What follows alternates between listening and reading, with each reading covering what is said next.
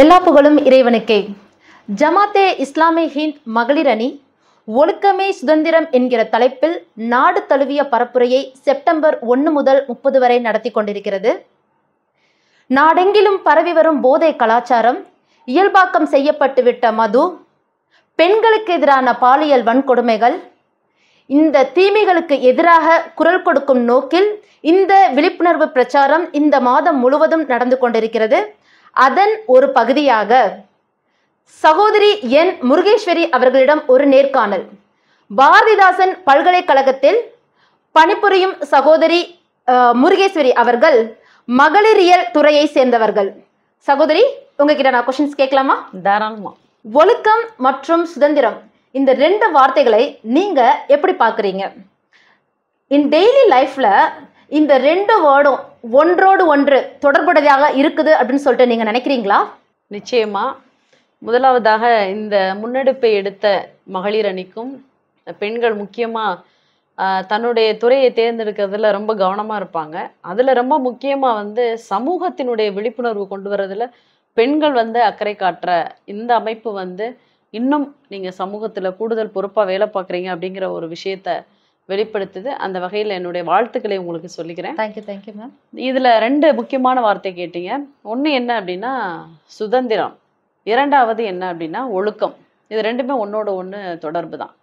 எப்போ நம்மளுக்கு சுதந்திரம் கிடைக்குது அப்படின்னா, இந்த ஒழுக்கமின்மை அப்படிங்கிறது குறையும் பொழுது சுதந்திரம் அப்படிங்கிறது கொஞ்சம் குறையுது.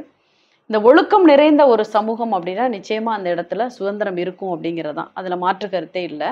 இதை எப்படி நம்ம ஒப்பிட்டு பார்க்கணும் அப்படிங்கிறதுனா, இந்த ஒழுக்கம் அப்படிங்கிறது ஒரு குறிப்பிட்ட ஒரு ஆணுக்கோ இல்லை பெண்ணுக்கோ இல்லை குறிப்பிட்ட ஒரு நபர் சார்ந்தது கிடையாது. இது சமூகம் சார்ந்தது. எல்லோருக்குமே அந்த எண்ணம் வேணும். நான் வீட்டில் இருக்கும் பொழுது எப்படி இருக்கணும், அதே போல தான் இந்த சமூகத்தை கடந்து போகும் பொழுதும் இருக்கணும். ஏன்னா வீட்டில் உள்ள அந்த உறவுகளுக்கு என்ன முன்னுரிமை கொடுக்குறனோ அதே தான் இந்த சமூகத்திலேயே நான் கொடுக்கணும். ஸோ இந்த ஒரு உணர்வு வீட்டில் இருக்கக்கூடிய ஒவ்வொரு ஆணுக்கும் இருக்கணும், ஒவ்வொரு பெண்ணுக்கும் இருக்கணும். நம்ம அடுத்த தலைமுறையை கொண்டு வரக்கூடிய அந்த குழந்தைகளுக்கும் நம்ம அதை தான் சொல்லிக் கொடுக்கணும். ஸோ வீடு அப்படிங்கிறது என்னோடது, சமூகம் அப்படிங்கிறது மற்றொருவடையது அப்படிங்கிறத பார்க்கும் பொழுது தான் இங்கே நிறைய வன்முறைகள், கொடுமைகள், குழந்தைகளுக்கான பாலியல் ரீதியான சீண்டல்கள், நிறைய கொடுமைகள், அடுத்தடுத்து நடக்கக்கூடிய தேவையற்ற விஷயங்கள் எல்லாமே இந்த சமூகத்தை ஆட்டி படைக்குது. ஆக ஒழுக்கத்துக்கும் சுதந்திரக்கும் நிறைய தொடர்பு இருக்கு. இது தனி மனிதன் ஒவ்வொருத்தரும் நான் இப்படித்தான் வாழணும், இப்படித்தான் இருக்கணும் அப்படிங்கிறத தன்னுடைய சிந்தனையில் உட்படுத்தி தன்னுடைய வாழ்க்கை முறையில் அதை நடைமுறைப்படுத்தும் பொழுது தான் இது ரெண்டுமே நம்ம சரியா இருக்கும். இதுல சட்டங்கள் இருக்கட்டும், நம்மளை சார்ந்து நம்மளை பாதுகாக்கக்கூடிய அரசாங்கங்களா இருக்கட்டும், அவர்கள் எல்லாம் நம்மளுக்கு இருக்கக்கூடிய ஒரு கருவிகள். ஆனா இதுல முதல்ல மனிதன் சிந்திக்கணும், அது ஆணாக இருந்தாலும் பெண்ணாக இருந்தாலும். ஸோ அந்த சிந்தனை தெளிவாக இருந்தா நம்மளுடைய செயல்படுத்துறதும் சரியா இருக்கும். அப்போ ஒழுக்கம் வரும் பொழுது நிச்சயமா அந்த சுதந்திரம் அப்படிங்கிறது மக்களுக்கு, அங்க வாழக்கூடிய ஆணா இருக்கட்டும், பெண்ணா இருக்கட்டும், குழந்தைகள், அனைத்து சமூகத்தினரும். ஏன்னா நம்மளுடைய நாடு அதிக ஜாதிகளையும் மதங்களையும் கொண்ட மிகப்பெரிய ஜனநாயக நாடு உலக அளவில் பார்த்தா. ஸோ அப்படி இருக்கும் பொழுது மற்ற நாடுகளுக்கு நம்ம வழிகாட்டியாக இருக்கிறது எப்படி அப்படின்னா, இந்த நாகரிகத்துல, பரஸ்பர உணர்வுகள்ல எல்லோரும் அந்த சகோதரத்துவத்தோட இருக்கும் அப்படிங்கிற உணர்வுகள், இது எல்லாத்தையுமே பிரதிபலிக்கக்கூடிய மிகப்பெரிய ஒரு நாட்டில் நம்ம இருக்கிறதுனால நிச்சயமா தனி மனித ஒழுக்கம் அப்படிங்கிறது வேணும். அதுதான் ஒவ்வொருத்தருடைய சுதந்திரத்தை பிரதிபலிக்கக்கூடிய கருவியா இருக்கும் அப்படிங்கிறது என்னுடைய கருத்து. முனைவர் மேடம் மிக சரியாகவும் ரொம்ப தெளிவாகவும் சொன்னாங்க. உங்களுக்கான அடுத்த கேள்வி, ஒழுக்கம் மற்றும் சுதந்திரம் குறித்தான நமது பார்வையை கலாச்சாரம் மற்றும் சமூக விதிகள் எவ்வாறு கட்டமைக்கப்படுகிறது, தனிப்பட்ட ஒரு கூட்டு வாழ்க்கையை எவ்வாறு பாதிக்கின்றது? ஏதாச்சும் ஒரு எக்ஸாம்பிள் இருந்தா கூட சொல்லி எக்ஸ்பிளைன் பண்ணுங்களேன் மேம். ஏன்னா இது ரொம்ப ரொம்ப ஒவ்வொரு பெண்ணுக்கும் தொடர்புடைய விஷயம் நம்ம பார்க்கலாம். ஏன்னா எப்பொழுதுமே நம்மளை எப்படி டிமாண்ட் பண்ணணும்னா இந்த சொசைட்டி, அதாவது சைல்டுஹுட்ல இருந்தே முக்கியமா பெண் குழந்தைகளா இருந்தா இந்த ஒழுக்கம் அப்படிங்கிற ஒரு விஷயம் உனக்கு ரொம்ப ரொம்ப தேவையான ஒண்ணு. அது இல்லை அப்படின்னா நீ பெண்ணா இருக்கிறதுக்கு பொருத்தமற்றவள் அப்படிங்கிறது. ஸோ ஒழுக்கம் அப்படிங்கிறதும் கற்பு அப்படிங்கிறதும் எல்லா மனிதருக்கும் பொதுவானது. அது ஆணாக இருக்கட்டும், பெண்ணாக இருக்கட்டும். தன்னுடைய உணர்வு மீதோ உடல் மீதோ தன்னுடைய எண்ணங்களினுடைய இசைவு பெறாமல், அதாவது அவங்களுடைய கன்சர்ன் இல்லாமல் நடக்கக்கூடிய அத்தனை விஷயங்களுமே ஒழுக்க மீறல்கள்.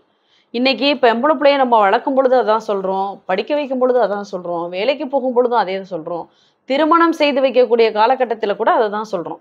போற வீட்டில் பத்திரமா இருக்கணும், அம்மா அப்பா எப்படி வளர்த்தாங்கன்னு சொல்லுவாங்கம்மா, நீ எவ்வளோ படிச்சிருந்தாலும் பணிவாக நடந்துக்கிறணும், அம்மா அப்பா வீட்டினுடைய பேரை நீ தான் காப்பாற்றணும், இப்படிங்கிற ஒவ்வொரு அடுக்குமொழிகளை சொல்லி சொல்லியே அந்த பெண்ணுக்கான உரிமை என்ன, அவங்களுக்கு தேவை என்ன, எதெல்லாம் பறிக்கப்பட்டிருக்கு, எதெல்லாம் தேவை அப்படிங்கிறத ஒரு நாள் கூட நம்ம முழுசா கேட்டது கிடையாது. கண்டிப்பா கண்டிப்பா. இன்னைக்கு அதுக்கான எண்ணற்ற இன்சிடென்ட்ஸ் நிறைய நடக்குது.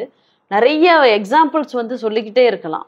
அதுல வந்து என்னத்தை மிக முக்கியமாக திணிப்பாங்க அப்படின்னா, நம்மளுடைய மதத்துல, நம்மளுடைய இனத்துல, நம்மளுடைய சாதியில இதெல்லாம் இல்லை அப்படிங்கிற ஒரு கட்டமைப்பை அந்த பெண்ணின் மேல பொருத்தி, அந்த ஒழுக்கம் அப்படிங்கிற ஒரு விஷயத்த வந்து இன்னும் ஒரு அடிமைத்தனமா கொண்டு போகக்கூடிய ஒரு நிலை இருந்தது.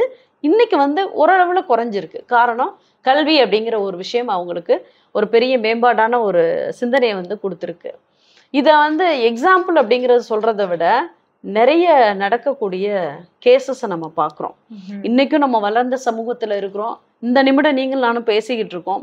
எத்தனை பெண்கள், எத்தனை குழந்தைகள் வன்முறையாலையும் பாலியல் சீண்டலாலையும் பாதிக்கப்பட்டிருக்காங்க, எத்தனை புகார்கள் வந்து பதிவு செய்யப்பட்டிருக்கு, எத்தனை புகார்கள் பதிவு செய்யப்படாம இருக்கு, எத்தனை சீண்டல்கள் வந்து இது சீண்டல், இதை பதிவு செய்யணும் அப்படின்னு தெரியாம வாழ்றாங்க அப்படின்னு நம்மளால கணக்கு போட முடியாது. ஸோ திரும்பவும் எங்க நான் கொண்டுட்டு வர்றேன் அப்படின்னா, அந்த மனித உரிமை மீறல் ஏதோ ஒரு இடத்துல நடக்குது. அப்ப இது எல்லாமே என்னுடைய குடும்பம் வேற, சமூகம் வேற அப்படிங்கிறத பிரித்து பார்க்குற அளவுல இன்னைக்கு மனிதனுடைய சிந்தனை இல்லை. நல்ல கல்வி கிடைச்சிருச்சு அப்படின்னா அந்த இடத்துல பிரச்சனை இருக்காதானா? நிச்சயமா வந்து குறையும். இல்லை அப்படின்னு நான் சொல்லலாம், ஆனா குறையும். இன்னைக்கு sexual harassment act, prevention and prohibition act 2013 நம்ம நாட்டில் கொண்டுட்டு வந்ததனுடைய அடிப்படை காரணமே பெண்கள் பணி செய்யக்கூடிய இடங்கள்ல பாதுகாப்பு அவங்களுக்கு கிடைக்கணும் அப்படிங்கிறத தான் நம்மளுடைய இந்திய ஜனநாயக நாட்டில் அரசாங்கமா இருக்கட்டும், மத்திய அரசாங்கம், மாநில அரசாங்கம் மிகப்பெரிய நடவடிக்கைகளை எடுத்திருக்காங்க துரிதமா. ஆனாலும் அந்த பெண்கள் வந்து எத்தனை பேர் முழு முயற்சியோட முன்ன வந்து தனக்கு நேர்ந்த பிரச்சனைகள் இது அப்படிங்கிறத தைரியமா சொல்றாங்க அப்படிங்கிறது ஒரு விஷயமா நம்ம பார்க்கணும். அப்ப அவங்களுக்கு உடல் ரீதியா பாதிப்பு இருக்கு, மன ரீதியா பாதிப்பு இருக்கு. ஒருத்தர் என்னை கிண்டல் பண்ணிட்டாரு, கேலி பண்ணிட்டாருன்னா உடனே நான் நொடிஞ்சு போய் உட்கார்ந்துருவேன். ஐயோ என்னுடைய திறமைகள் எல்லாத்தையும் இப்படி சொல்லிட்டாங்களே அப்படின்னு நம்மளே நம்ம தாழ்த்திக்கிறது. ஸோ இந்த மனநிலையில இருந்தெல்லாம் அவங்க வெளியில வரணும். அப்ப தினம் தினம் சோசியல் மீடியால நம்ம அப்டேட்ஸ் நிறைய பார்க்கறத விட, இன்னைக்கு என்ன ரீல்ஸ் போடுறாங்க, என்ன வாட்ஸ்அப் ஸ்டேட்டஸ் போடுறாங்க, இன்னைக்கு என்ன ஃபேஸ்புக்கில் வந்து போடுறாங்க அப்படிங்கிறத பார்க்கறத விட, இன்னைக்கு நடக்கக்கூடிய நாட்டினுடைய நிலையினுடைய மக்கள், குழந்தைகள், பெண்கள் அவர்களுடைய நிலை என்ன, எத்தனை கேசஸ் வந்து பதிவு செய்யப்பட்டிருக்கு. இதில் வந்து ஒரு நெகட்டிவாக மட்டும் நான் சொல்லலை, நிறைய விஷயங்கள் வந்து பாசிட்டிவாகவும் நடக்குது. இதில் இன்னைக்கு இளைய சமுதாயத்தினர் கொஞ்சம் போனாங்கன்னா அந்த நடக்கக்கூடிய பிரச்சனைகளை தெரிஞ்சுட்டு அதுக்கு ஏற்றது போல தன்னுடைய மனநிலையை மாற்றிக்குவாங்க. இப்போ சாதாரணமாக வெளியில் போகிறாங்க, ட்ராவல் பண்ணுறாங்க அப்படின்னா ஒரு குழந்தை பாதிக்கப்பட்டிருக்கு. இப்போ அந்த குழந்தைக்கு பாதிப்பு வந்திருக்குன்னா சைல்டு ஹெல்ப்லைனில் கால் பண்ணி சொல்லணும். 1098 அவங்களுடைய ஹெல்ப்லைன் அப்படிங்கிறது எத்தனை பேருக்கு தெரியும் அப்படிங்கிறது தெரியல. அதே போல் இன்னைக்கு காவல் ஆப், காவலன் உதவி ஆப், இந்த மாதிரிலாம் நிறைய பெண்கள் குழந்தைகளை பாதுகாக்கக்கூடிய சோஷியல் மீடியாஸும் இருக்குது. ஆக இன்னைக்கு இந்த தனி மனித ஒழுக்கத்துக்கும் இப்போ நீங்கள் சொல்லக்கூடிய சுதந்திரம் அப்படிங்கிறது வந்து மிக மிக பொருத்தமானது, இந்த சமூகத்திற்கு வந்து ரொம்ப ரொம்ப முக்கியமானது. அதில் கல்வியாளர்கள், மாணவர்கள், சமூக ஆர்வலர்கள், ஊடகவியலாளர்கள், அதே போல் ஆராய்ச்சியாளர்கள் இருக்கக்கூடிய ஒவ்வொரு சமூகத்தில் பணிபுரியக்கூடிய ஒவ்வொரு பெண்ணுக்கும் ஆணுக்கும் அதுக்கான உரிமையும் இருக்குது, பொறுப்பும் இருக்குது அப்படிங்கிறத நம்ம பார்க்கணும். அதை வந்து நம்ம இளைய தலைமுறையிட்ட சொல்லிகிட்டே இருக்கணும். சொல்ல தான் அவங்களுக்கு அந்த விஷயங்கள் எல்லாமே புரியும். எதையும் மேலோட்டமாக பார்த்து தயவுசெய்து நம்பாதீங்க. அதனுடைய உண்மையான கருத்துக்களை வந்து ஆழமாக புரிஞ்சுட்டு அதுபடி நடந்தால் தான் அதனுடைய பின் விளைவுகள் என்ன அப்படிங்கிறத உங்களுக்கு தெரியும். ஆக ஒழுக்கம் அப்படிங்கிறது மிக மிக முக்கியம். சுதந்திரம் கிடைக்கணும் அப்படின்னா அந்த ஒழுக்கம் அப்படிங்கிறது அங்கே இருக்கணும். அந்த ஒழுக்க மீறல்கள் வரும் பொழுது நிறைய நேரங்களில் வந்து சுதந்திரங்கள் குறைவதாக நான் கருதுகிறேன். முனைவர் அவர்கள் மேலோட்டமாக சொல்லாமல் நாம் கேட்ட கேள்விகளுக்குள் ஊடுருவி ஆழமாக சொன்னார்கள் என்றே எடுத்துக்கொள்ளலாம். அடுத்த கேள்வி, ஒழுக்க நெறிமுறைகள் மற்றும் தனிப்பட்ட சுதந்திரம் இவை இரண்டையும் உடைய சமூகத்தை எவ்வாறு கட்டமைப்பது, அதற்கான உத்திகள், ஆலோசனைகள் என்ன? ரொம்ப அருமையான கேள்வி. இன்னைக்கு இது உங்களுக்கு மட்டும் கிடையாது. ஒரு பேராசிரியராக இருக்கக்கூடிய எனக்கு, முக்கியமாக இந்த துறையில் இருக்கக்கூடிய எனக்கு மிகப்பெரிய பொறுப்பு, மிகப்பெரிய கேள்வி என் மனசுக்குள்ளே ஆழமாக பல நேரங்களில் கேட்டுட்டு தான் நான் ஒவ்வொரு மேடைகள்லையும் பேசுவேன், ஒவ்வொரு மாணவர்களையும் வந்து சந்திப்பேன். இப்போ இந்த ஒழுக்கம் ப்ளஸ் சரியான நெறிமுறைகள், இந்த ரெண்டையும் நம்ம வழிநடத்தி கொண்டு போகும்பொழுது தான் இந்த சமூகம் வந்து ஒரு ஆக்கப்பூர்வமான சமூகமாக இருக்கும். அப்போ வீட்டில் இருந்து அந்த குழந்தை பருவத்திலேருந்தே அவங்கள வளர்க்கும் பொழுது ஒரு ஆண் பெண் அப்படிங்கிறது உடல் ரீதியான அமைப்புகள் தான் வேறுபட்டிருக்கே தவிர மனதளவிலும் சக்தி அளவிலும் அவர்களுடைய அறிவு ரீதியாகவும் அவங்க இருவருமே வந்து வலிமை உள்ளவர்கள் அப்படிங்கிறத நம்ம சொல்லி வளர்க்கணும். அதாவது ஆடையை மட்டும் பிரித்து பார்த்து சாப்பாடை மட்டும் பிரித்து பார்த்து கொடுக்காம இருவருக்கும் பொதுவானது தான் இந்த சமூகம் அப்படிங்கிறதும், உன்னுடைய கல்வியை தேர்ந்தெடுக்கிறதா இருக்கட்டும், இந்த சமூகத்தில் உனக்கு ஒரு அடையாளத்தை தேடணும், இல்லை நீ என்ன படிப்பு படிக்கணும், நீ எப்படி உன்னுடைய வாழ்க்கையை வாழணும் அப்படிங்கிறதுக்கான முழு சுதந்திரத்தை குழந்தை பருவத்திலிருந்தே பெற்றோர் வளர்க்கும் பொழுது சொல்லிக் கொடுக்கணும். நெறிமுறைகள் அப்படிங்கிறது வந்து நம்மளுக்கு சட்டம் போட்டு அதுக்கு தனியாக வந்து செக்ஷன் போட்டு நம்மளுக்கு கொடுக்கக்கூடிய ஒரு விஷயம் கிடையாது. இது ஒவ்வொரு சமூகத்தை பொறுத்தது. சமூகம்னா நான் எப்படி சொல்கிறேன்னா, இப்போ இந்த தமிழ்நாட்டில் வாழக்கூடிய நம்மளுடைய சமூக கட்டமைப்பு வேறு மாதிரி இருக்கும், அடுத்த மாநிலத்தினுடைய சமூக கட்டமைப்பு வேறு மாதிரி இருக்கும். அதே போல் என்னுடைய குடும்ப பொருளாதார நிலை வேறு மாதிரி இருக்கும், உங்களுடைய குடும்ப பொருளாதார நிலை வேறு மாதிரி இருக்கும். அப்போ ஒவ்வொரு குடும்பமும் ஒவ்வொரு மனிதனும் குடும்பத்திலிருந்தும் அந்த சமூகத்திலிருந்தும் மாறுபட்டு தான் இருக்காங்க.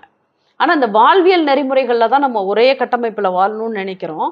ஆனால் அந்த குடும்பத்தினுடைய பொருளாதார சூழலும் அவங்களுக்கு கட்டமைத்து வைத்த சில விஷயங்களும் வந்து மாறுபடும் பொழுது தான் இங்கே வந்து நம்மளுடைய மாற்றங்களை வந்து நம்ம பார்க்குற மாதிரி இருக்குது. ஆக நம்ம குடும்பத்தில் அந்த குழந்தைகளுக்கு பிறப்புல இருந்தே என்ன மாதிரி சாப்பாடு சாப்பிடணும், எப்படி பேசணும் அப்படின்னு சொல்லி கொடுக்குறோமே தவிர எப்படி நீ வாழணும், அந்த உரிமையை வந்து நீ எப்படி பயன்படுத்திக்கிறணும் அப்படிங்கிறத நம்ம சைல்டுஹுட்லேருந்தே உங்களுக்கு சொல்லி கொடுக்கணும். இதே பையன் விளையாடும் பொழுது நம்ம என்ன பண்றோம், காரையும் கண்ணையும் கையில கொடுக்குறோம். பொண்ணு விளையாடும் பொழுது என்ன கொடுக்குறோம், டால் கொடுக்குறோம், கிச்சன் செட்டு கொடுக்குறோம். ஆஃப்டர் 5 years நீ போய் கிச்சன்ல போய் எப்படி காஃபி மேக் பண்றது, எப்படி டீ போடுறது, இது பெண்ணா இருக்க உனக்கான அவசியம் அப்படிங்கிறது இன்னைக்கு நம்ம ரொம்ப விஷயங்கள்ல வளர்ந்துட்டா கூட இன்னும் நம்மளை அறியாமலே அந்த வார்த்தைகள் வந்துருது. அதே போல ட்ரெஸ் கலர், பிங்க் கலர் அப்படின்னா பெண் குழந்தைக்கு, ப்ளூ கலர் அப்படின்னா பையனுக்கு. ஸோ இது எல்லாமே நம்மளே அறியாமல் நோயிங்லி ஆர் அன்னோயிங்லி நம்மளே அப்சர்வ் பண்ணியிருக்கோம். ஸோ அதுக்கு அவங்களுக்கு பிடிச்ச கலர் ட்ரெஸ்ஸை நம்ம கொடுக்கலாம். அவங்களுக்கு என்ன மாதிரியான விளையாட்டு பொருள் பிடிச்சிருக்கோ அதை விளையாட கொடுக்கலாம். அதில் எது ஆர்வமாக விளையாடுறாங்களோ அதில் தான் அந்த குழந்தை ஆர்வமாக இருக்குன்னு அதனுடைய கல்வி அடுத்த பருவத்தை நம்ம அப்படி கொண்டுட்டு போகணும். ஆக மொத்தத்தில் அந்த குழந்தை பருவத்தில் நம்ம என்ன விஷயங்கள் சொல்லி கொடுக்குறோமோ அதுதான் சமூகத்தை போய் ரீச் பண்ணும். அடுத்ததாக அவங்க பழகக்கூடிய நண்பர்கள், பியர் குரூப்ஸு.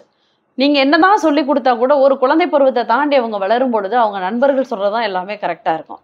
என் ஃப்ரெண்டு சொல்லிட்டான் கண்டிப்பாக நான் கேட்டுருவேன், என்னுடைய தோழி சொல்லிட்டா நான் உடனே கேட்டுருவேன், இப்படிங்கிற மனநிலை தான் இன்னைக்குள்ள ஆம்பளை பிள்ளைங்களுக்காக இருக்கட்டும் பொம்பளை பிள்ளைங்களுக்கும் அந்த மனநிலை அப்படி தான் மாறிக்கிட்டே போகும். ஏன்னா அந்த வயசு அப்படி.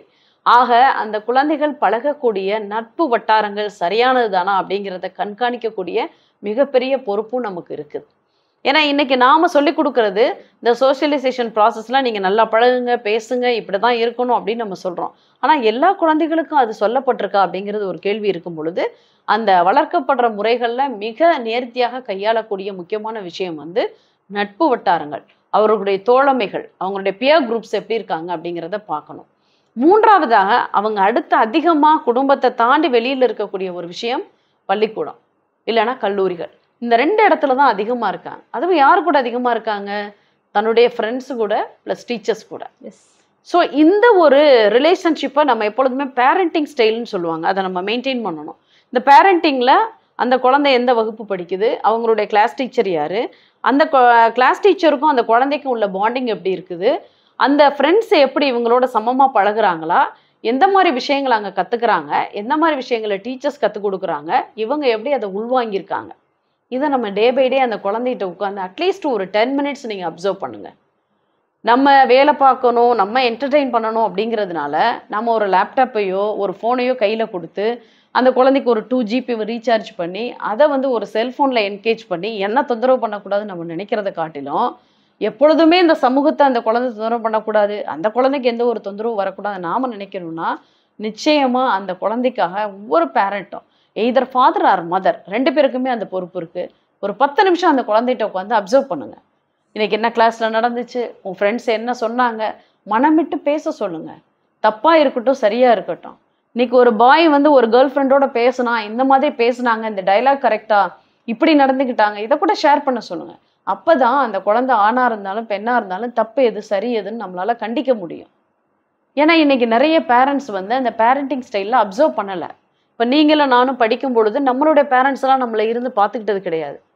நாம இந்த சமூகத்துல நம்மளை நகர்த்தி கொண்டு போனோம். ஏன்னா அடுத்தடுத்த கட்டத்துக்கு போகணும்.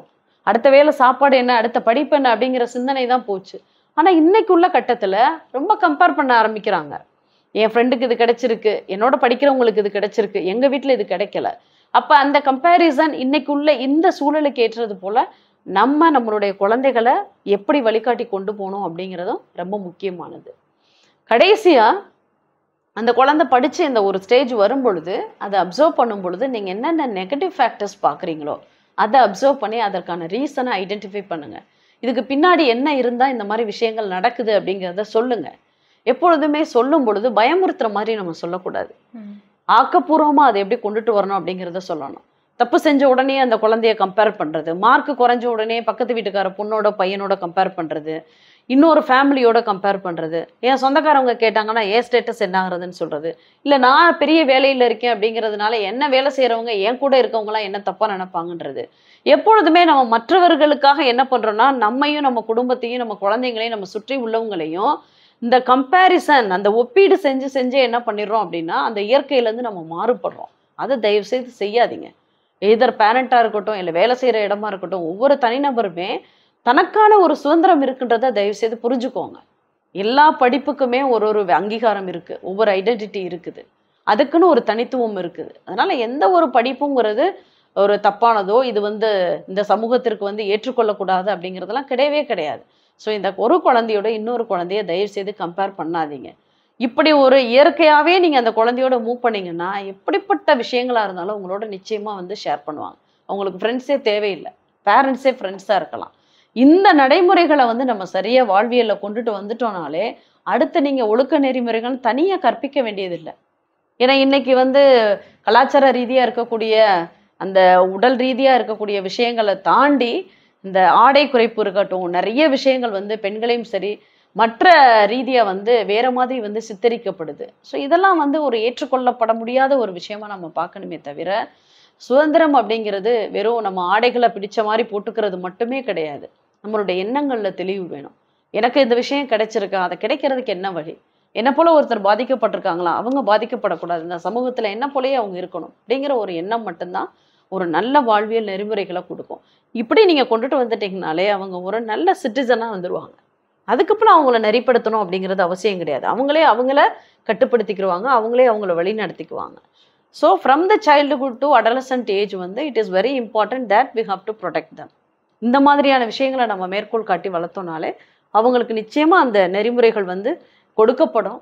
எவ்வளவுதான் நம்ம பேம்ப்ளெட்ஸ் போட்டு படங்களில் காட்டி நிறைய விஷயங்கள் இதெல்லாம் ஒழுக்கம் நம்ம சொன்னாலும் நிறைய விஷயங்களை அவங்களுக்கு ஆக்கப்பூர்வமாகவும் அறிவியல் ரீதியாகவும் நம்ம சொல்லி கொடுக்கணும்.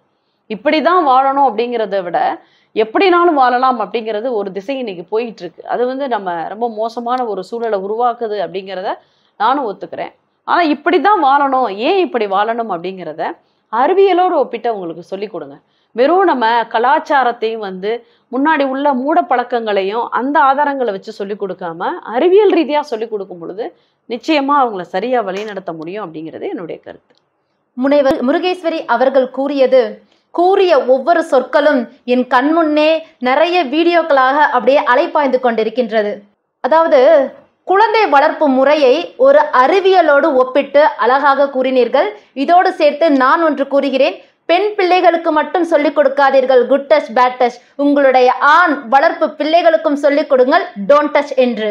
தனிப்பட்ட சுதந்திரத்தை பாதுகாப்பதற்கு ஒழுக்கமுள்ள சமுதாயம் தான் சிறந்தது என நினைக்கிறீர்களா? Say yes or no.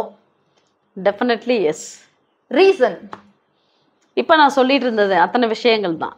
இப்போ நீங்கள் உலகத்தில் சர்வே எடுத்து பாருங்களேன், எந்த இடங்களில் பெண்கள் மற்றும் குழந்தைகளுக்கான குற்றங்கள் குறைஞ்ச அளவில் இருக்கக்கூடிய புள்ளியியல் விவரங்கள் காட்டக்கூடிய நாடுகள் தான் மிகப்பெரிய வளர்ச்சி அடைந்த நாடாக என்னுடைய பார்வையிலையும் பார்க்குறேன், பல ஆய்வாளர்களுடைய பார்வையிலையும் பார்க்குறாங்க.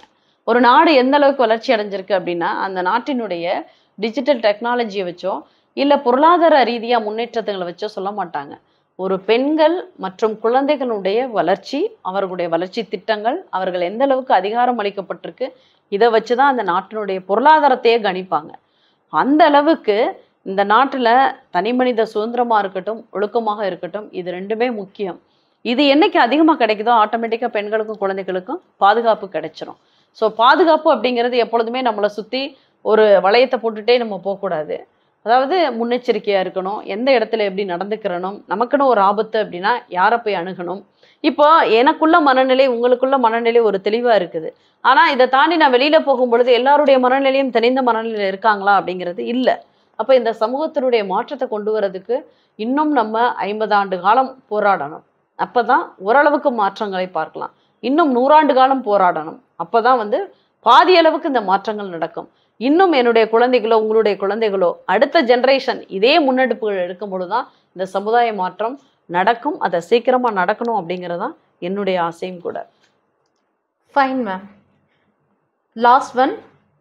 தனிப்பட்ட சுதந்திரத்தை அடைவதற்கு தனிநபரின், அதாவது ஒரு முருகேஸ்வரியா உங்களுடைய பொறுப்பு, உங்களுடைய பங்கு எப்படி இருக்கணும்னு நீங்க நினைக்கிறீங்க? இது ரொம்ப முக்கியமான கேள்வி. அப்படிங்கிறத விட இந்த பொறுப்பு இருந்தால் மட்டும்தான், அதாவது நிறைய பேர் என்னென்னா வார்த்தைகளுக்கு சொல்லுவோம், ஆனால் செயல்முறைப்படுத்துறதுல வந்து மிக கடினமாக இருக்கும். நான் வந்து எப்படி என்ன பார்க்குறேன் அப்படின்னா, எதெல்லாம் செயல்முறைப்படுத்துகிறனோ அதுதான் முடிஞ்ச வரைக்கும் நான் பேசணும் அப்படிங்கிறத என்னுடைய வாழ்வியல் கொள்கையாக வச்சுருக்கேன்.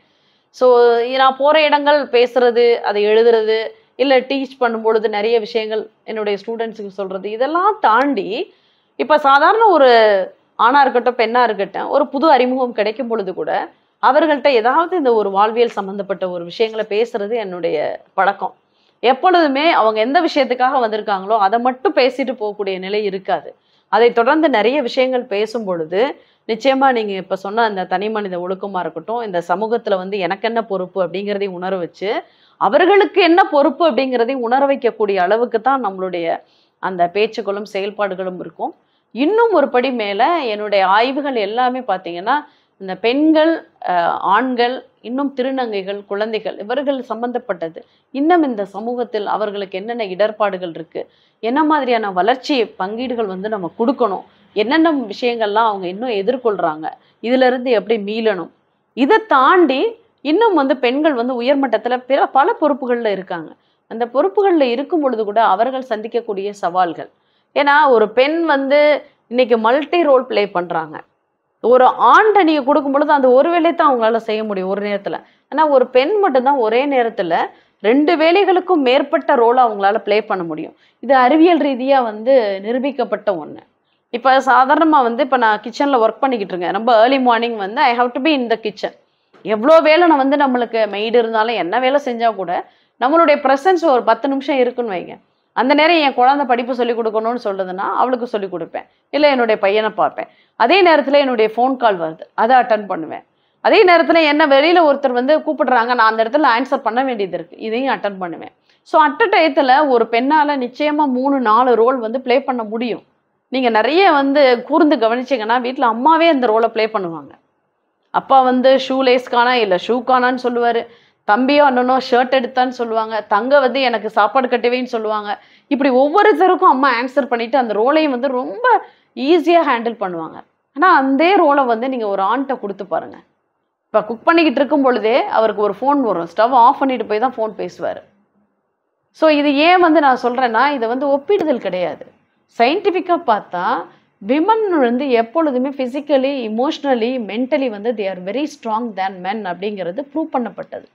இதுக்காக தான் நான் சொன்னேன் அறிவியல் ரீதியாக நம்ம பிள்ளைங்களுக்கு சொல்லிக் கொடுக்கணும்.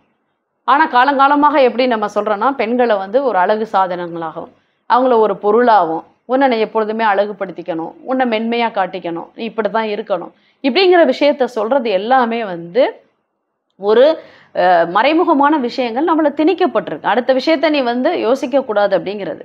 ஸோ அழகு அப்படிங்கிறது வந்து எக்ஸ்டர்னலாக நம்ம பியூட்டியாக வச்சுக்கிறத விட நம்மளுடைய மனசை அழகாக வச்சுக்கிறணும். ஸோ என்னுடைய சிந்தனைகளாக இருக்கட்டும், என்னுடைய ஆய்வுகள் எல்லாமே ஆண், பெண், திருநங்கைகள், பெண்கள், குழந்தைகள் எல்லாருக்கும் பொதுவானது தான்.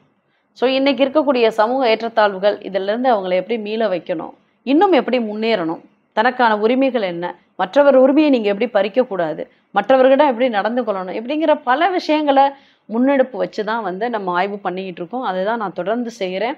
இப்போ நீங்கள் இந்த எடுத்திருக்க தலைப்பு கூட பல நேரங்களில் நான் எடுத்திருக்க ஆய்வுகளை தாண்டி நடைமுறையாக இன்னைக்கு சமூகத்தில் நடக்கக்கூடிய ஒவ்வொரு விஷயங்களை பற்றி நான் பேசும் பொழுதும் எல்லாத்துக்குமே வந்து ஒரு முடிவு அப்படிங்கிறது இருக்குது. அந்த முடிவு எப்படி கொண்டுட்டு வர முடியும் அப்படின்னா, ரொம்ப எளிதாலாம் கொண்டு வர முடியாது. கல்வி தான் அதுக்கு மிகப்பெரிய ஆயுதம். 2வது, இந்த சமூகத்தை புரிஞ்சு கொள்ளக்கூடிய அளவுக்கு நம்மளுக்கு அந்த சிந்தனைகள் வந்து வேணும். அந்த சிந்தனையை கொடுக்கக்கூடியது எது அப்படின்னா, நம்ம படிக்கக்கூடிய இடம். அது மிக முக்கிய பொறுப்பு யாருக்கு இருக்கு அப்படின்னா, ஆசிரியர்களுக்கு இருக்கு. இது எல்லாத்தையும் கடந்து தான் அவங்க வாழ்க்கையில அனுபவங்களை ஃபேஸ் பண்றாங்க. அப்ப இந்த கல்வியும் நல்ல ஒரு ஆசிரியர், நல்ல ஒரு நண்பர்கள் கொடுக்கக்கூடிய ஒரு விஷயம் தான் அவங்க வாழ்க்கைக்கு வந்து அந்த அனுபவங்களோடு கலக்கும் பொழுது ஒரு நல்ல புரிதலை வந்து கொடுக்குது. ஸோ இந்த புரிதல்ல இருந்து அவங்க வெளியில வரும் பொழுது தான் ஒரு அடையாளத்தை தேடி இந்த சமூகத்தில் எனக்கான பொறுப்பு என்ன அப்படிங்கிறத புரிஞ்சுக்கிறாங்க. ஸோ என்னை பொறுத்த வரைக்கும் நல்ல விஷயங்களை செய்யறதுக்கு நாட்கள் அதிகமாகும். அதை கடந்து போறதுக்கு நம்மளுக்கு தெளிவான மனநிலை வேணும். நம்மளுடைய மனசுல உறுதி இருக்கணும். இன்னைக்கு நான் பேசிட்டு நாளைக்கு சமூகம் மாறணும் அப்படின்னு நினைக்கக்கூடாது. தொடர்ந்து என்னுடைய பணியை நான் செஞ்சுட்டு தான் இருப்பேன், செஞ்சுட்டு இருக்கேன். இன்னும் என்னை சார்ந்த என்னுடைய நண்பர்களாக இருக்கட்டும், என்னுடைய மாணவர்களாக இருக்கட்டும், முக்கியமாக என்னுடைய குடும்ப உறுப்பினர்கள் எல்லோருமே பார்த்தீங்கன்னா இன்னைக்கு ஒரு சக பேராசிரியராக ஒரு மகளிரியல் துறையில் இருப்பதை காட்டிலும் 2 மடங்கு அவங்க அந்த ஆழமாக அந்த சமூக சிந்தனையோடு வாழக்கூடியவங்களா இருக்கிறதுனால என்னால் இந்த சமூகத்தை ஈஸியாக ஹேண்டில் பண்ண முடியுது. ஸோ இதை தான் நான் ஒவ்வொருத்தட்டையும் இந்த சமூகத்தில் எதிர்பார்க்குறேன். அது நம்மளுடைய மிக முக்கிய பொறுப்பாகவும் பார்க்குறேன்.